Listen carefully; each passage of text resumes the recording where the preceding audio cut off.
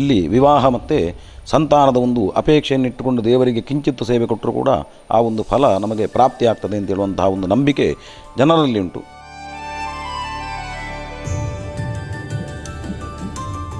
ವಿಷ್ಣು ಸಹಸ್ರನಾಮ ಇರ್ಬೋದು ಅಥವಾ ಬೇರೆ ಬೇರೆ ರೀತಿಯ ಪೂಜೆಗಳು ಈ ದೇವಸ್ಥಾನದಲ್ಲಿ ಇರುವುದರಿಂದ ಈಗ ಹೆಚ್ಚಿನ ಸಂಖ್ಯೆಯಲ್ಲಿ ಭಕ್ತಾದಿಗಳು ಕೂಡ ಈ ದೇವಸ್ಥಾನಕ್ಕೆ ಬರ್ತಾ ಇದ್ದಾರೆ.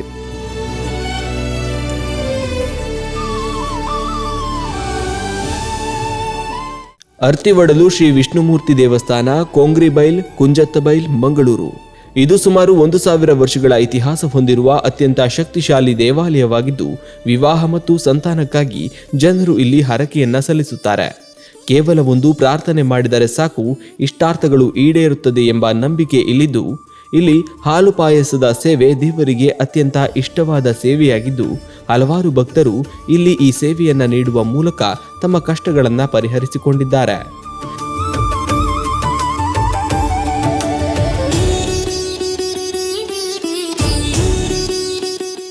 ಶ್ರೀ ಗುರುಭ್ಯೋ ನಮಃ. ಮಹಾಗಣಪತಗೆ ನಮಃ. ಹರಿ ಓಂ.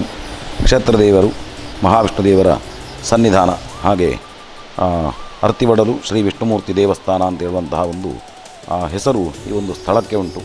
ಸರಿಸುಮಾರು 800ರಿಂದ 1000 ವರ್ಷದ ಒಂದು ಇತಿಹಾಸವನ್ನು ಈ ಒಂದು ಕ್ಷೇತ್ರಕ್ಕೆ ಹೇಳಿಕೊಂಡು ಬಂದಿದ್ದಾರೆ. ಅದು ನಮ್ಮ ಒಂದು ಅವಗಾಹನೆಗೆ ಸಹ ಕೂಡ ಉಂಟು. ಯಾಕೆಂತೇಳಿದರೆ ಇದೇ ಕ್ಷೇತ್ರಕ್ಕೆ ಸಂಬಂಧಪಟ್ಟು ಜಾರಂದಾಯ ಬಂಟ ಅಂತ ಹೇಳುವಂತಹ ಒಂದು ದೈವ ಈ ಒಂದು ಸ್ಥಳದಲ್ಲಿ ಉಂಟು. ಅದರ ಆದಿಕ್ಷೇತ್ರ ಅಲ್ಲಿ ಮೂಡುಶೆಡ್ಡೆಯಲ್ಲಿ ಜಾರ ಅಂತೇಳಿ, ಆ ಜಾರದಲ್ಲಿ ಆ ಜಾರಂದಾಯನಿಗೆ 800 ವರ್ಷದ ಇತಿಹಾಸ ಉಂಟು.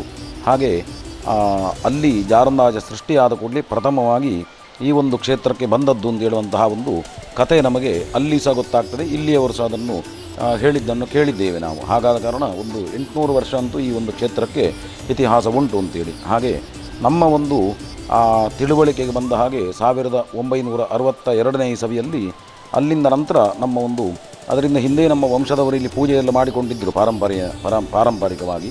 ಹಾಗೆ 62ನೇ ಇಸವಿಯಲ್ಲಿ ವೆಂಕಟರಮಣಮಯ್ಯರು ಅಂತೇಳಿ ಅವರು ನಮ್ಮ ಒಂದು ಪೂರ್ವಜರು, ಅವರ ಒಂದು ಮುಂದಾಳತ್ವದಲ್ಲಿ ಪ್ರಥಮವಾಗಿ ದೇವಸ್ಥಾನ ವಿಸ್ತೃತವಾಗಿ ಒಂದು ಜೀರ್ಣೋದ್ಧಾರಗೊಂಡು ಏನು ಈಗಿನ ಒಂದು ಗರ್ಭಗುಡಿ ಉಂಟು, ಇದೆಲ್ಲ ಅವರ ಒಂದು ಮುಂದಾಳತ್ವದಲ್ಲಿ ಆದದ್ದು ಅಂತ ಹೇಳುವಂತಹ ಒಂದು ಇತಿಹಾಸ ಉಂಟು.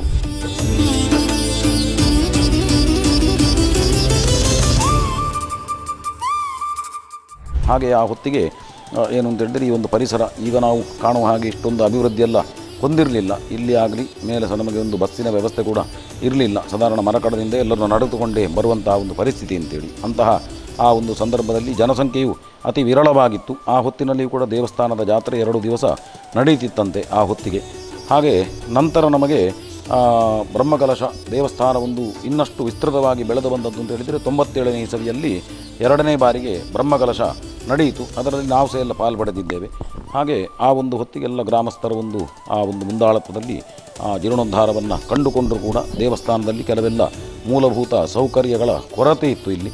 ಹಾಗೆ ಭಕ್ತಾದಿಗಳ ಆ ಒಂದು ಏನು ಅಂತ ಹೇಳಿದರೆ ಭಕ್ತಾದಿಗಳ ಸಂಖ್ಯೆ ಇತ್ತು. ನಮ್ಮ ಊರಿನವರಿಗೆ ಬಿಟ್ಟರೆ ಪರ ಊರಿನಿಂದ ಯಾರು ಬರುವಂತಹ ಒಂದು ಸ್ಥಿತಿಗತಿ ಇಲ್ಲಿ ಇರಲಿಲ್ಲ. ಕ್ರಮೇಣ ಏನಾಯಿತು ಅಂತೇಳಿ ಹೇಳಿದರೆ ನಮ್ಮ ಒಂದು ಊರಿನಲ್ಲಿಯೂ ಹಾಗೆ ಈ ಒಂದು ಪ್ರಶ್ನಾಚಿಂತನೆ ಇತ್ಯಾದಿಗಳೆಲ್ಲ ಜಾಸ್ತಿ ಅದೊಂದು ಬೆಳವಣಿಗೆಗೆ ಬಂದ ಹಾಗೆ ವಿಷ್ಣುವಿನ ಒಂದು ಕ್ಷೇತ್ರಕ್ಕೆ ಹೋಗುವಂತಹ ಒಂದು ವಿಚಾರವನ್ನೆಲ್ಲ ಅವರಿಗೆ ತಿಳಿಸಿದ ಕೂಡಲೇ ಪ್ರಥಮವಾಗಿ ಇಲ್ಲಿ ವಿಷ್ಣುಮೂರ್ತಿ ದೇವಸ್ಥಾನ ಅಂತ ಹೇಳಿದರೆ ಕುಂಜತ್ತಬೈಲು, ಕೊರ್ಗೆಬೈಲು ವಿಷ್ಣುಮೂರ್ತಿ ದೇವಸ್ಥಾನ ಅಂತೇಳಿ, ನಂತರ ನಮಗೆ ಅಲ್ಲಿ ಕುಳಾ ವಿಷ್ಣುಮೂರ್ತಿ ಅಥವಾ ಪಣಂಬೂರಿನಲ್ಲಿ ಒಂದು ವಿಷ್ಣುಮೂರ್ತಿ ದೇವಸ್ಥಾನ ಉಂಟು ಅಲ್ಲಿ ಅಂತೇಳಿ.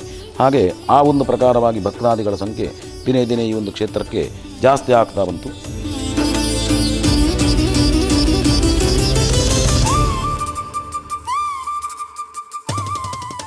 ಮುಖ್ಯವಾಗಿ ಹೆಸರು ತಿಳಿಸುವ ಹಾಗೆ ಅರ್ತಿವಡಲು ಅಂತೇಳಿ ಹೇಳಿದರೆ ಇಲ್ಲಿ ವಿವಾಹ ಮತ್ತು ಸಂತಾನದ ಒಂದು ಅಪೇಕ್ಷೆಯನ್ನಿಟ್ಟುಕೊಂಡು ದೇವರಿಗೆ ಕಿಂಚಿತ್ತು ಸೇವೆ ಕೊಟ್ಟರೂ ಕೂಡ ಆ ಒಂದು ಫಲ ನಮಗೆ ಪ್ರಾಪ್ತಿಯಾಗ್ತದೆ ಅಂತೇಳುವಂತಹ ಒಂದು ನಂಬಿಕೆ ಜನರಲ್ಲಿ ಉಂಟು. ಅದಕ್ಕೆ ಪೂರಕವಾದ ಹಲವಾರು ಘಟನೆಗಳು ಇಲ್ಲಿ ನಡೆದಿದೆ. ಕೇವಲ ಬಂದು ಪ್ರಾರ್ಥನೆ ಮಾಡಿದಲ್ಲಿಗೆ ಆ ಮನಸ್ಸಿನ ಇಷ್ಟಾರ್ಥವನ್ನು ಆ ದೇವರು ಅನುಗ್ರಹ ಮಾಡಿದ್ದಾರೆ. ಅದನ್ನು ಆ ಸ್ವತಃ ಭಕ್ತಾದಿಗಳು ಬಂದು ಈ ಒಂದು ಕ್ಷೇತ್ರದಲ್ಲಿ ನಮಗೆ ಮುಂದಕ್ಕೆ ತಿಳಿಸಿಕೊಟ್ಟದ್ದು ಕೂಡ ಉಂಟು.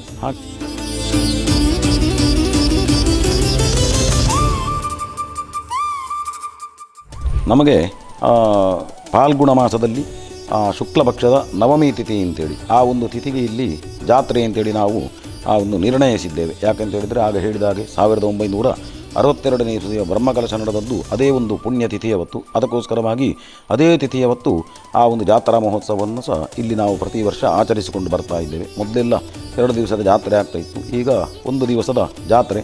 ಹಾಗೆ ವಿಶೇಷವಾಗಿ ಮೊನ್ನೆ ಏಪ್ರಿಲ್ 12ನೇ ತಾರೀಕು, ಏಪ್ರಿಲ್ 7ಕ್ಕೆ ಪ್ರಾರಂಭ ಆಗಿ 12ನೇ ತಾರೀಕು ಮಟ್ಟ ಕೂಡ ಮತ್ತೊಮ್ಮೆ ಇಲ್ಲಿ ಜೀರ್ಣೋದ್ಧಾರ, ಬ್ರಹ್ಮಕಲಶ ಇತ್ಯಾದಿ ಕಾರ್ಯಕ್ರಮಗಳೆಲ್ಲ ದೇವರಿಗೆ ನೆರವೇರಿಸಿದ್ದೇವೆ. ಭಕ್ತರ ಆ ಒಂದು ವಿಶೇಷವಾದಂಥ ಒಂದು ಸಹಕಾರದಿಂದ ಒಂದು 18 ವಾರ ಇಲ್ಲಿ ಭಕ್ತರಿಂದ ಕರಸೇವೆ ನಡೆದಿದೆ.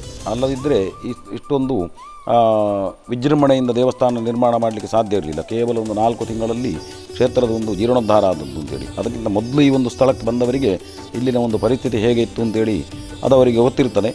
ಅದು ಜೀರ್ಣೋದ್ಧಾರ ಆದ ನಂತರ ಹೇಗೆ ಅಂತೇಳಿ ಅವರಿಗೆ ಗೊತ್ತಿರ್ತದೆ. ಈಗ ಪ್ರಥಮವಾಗಿ ಇಲ್ಲಿಗೆ ಬರುವವರಿಗೆ ಅದು ಅವರಿಗೆ ಗೊತ್ತಾಗಲಿಕ್ಕಿಲ್ಲ, ಯಾಕೆಂದರೆ ಇದು ಹೀಗೆ ಇದ್ದಿರಬಹುದು ಅಂತೇಳಿ ಅವರು ಎಣಿಸ್ತಾರೆ. ಆದರೆ ಮೊದಲಿಲ್ಲಿ ಬಂದವರಿಗೆ ಇದೊಂದು ಯಾವ ಮಟ್ಟಿಗೆ ಜೀರ್ಣೋದ್ಧಾರ ಆಗಿದೆ ಅಂತೇಳಿ ತಿಳಿಬೇಕಾದರೆ ಮೊದಲು ಇದನ್ನು ನೋಡಿದ ಒಂದು ವ್ಯಕ್ತಿಗಳಾದರೆ ಅವರಿಗೆ ಇಲ್ಲಿ ಆದ ಕೆಲಸದ ಪರಿಪೂರ್ಣ ಒಂದು ಮಾಹಿತಿ ಅವರಿಗೆ ತಿಳಿಲಿಕ್ಕೆ ಸಾಧ್ಯ ಅಂತೇಳಿ. ಹಾಗೆ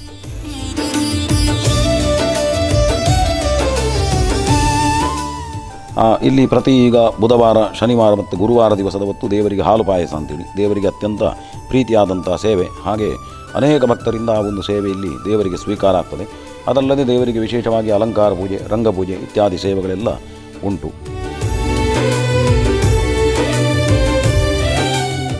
ಹಾಲು ಪಾಯಸ ಅಂತೇಳಿ ಹೇಳಿದರೆ ಇಲ್ಲಿ ಬೆಳಿಗ್ಗೆ ಪ್ರಾತಃ ಕಾಲ 8 ಗಂಟೆಗೆ ದೇವರಿಗೆ ಮಹಾಪೂಜೆ ಅಂತೇಳಿ, ಅದೇ ಹೊತ್ತಿಗೆ ಭಕ್ತಾದಿಗಳು ಬಂದಾಗ ಅವರಿಗೆ ಆ ಒಂದು ಸೇವೆ ಹೇಳಿದರೆ ಹಾಲು ಪಾಯಸ ಅಂತ ಹೇಳಿದರೆ ಮುಂಚಿನ ದಿವಸ ನಮಗೆ ಅವರು ಅದರ ಬಗ್ಗೆ ಒಂದು ಸೂಚನೆ ಕೊಡಬೇಕಾಗ್ತದೆ.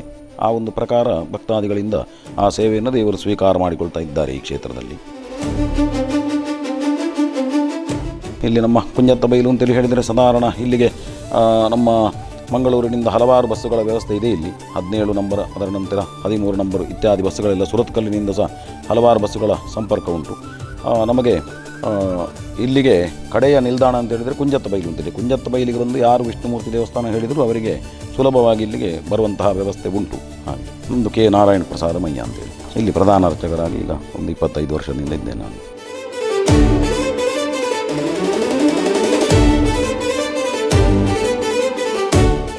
ಅರ್ತಿವಡಲು ಶ್ರೀ ವಿಷ್ಣುಮೂರ್ತಿ ದೇವಸ್ಥಾನ, ಕೊರಂಗಿಬೈಲು, ಕುಂಜತ್ತ ಬೈಲು ಇದರ ಒಂದು ಭಕ್ತನಾಗಿ ನಾನು ಕಳೆದ ಹಲವಾರು ವರ್ಷಗಳಿಂದ ಈ ದೇವಸ್ಥಾನಕ್ಕೆ ಬರ್ತಾ ಇದ್ದೇನೆ.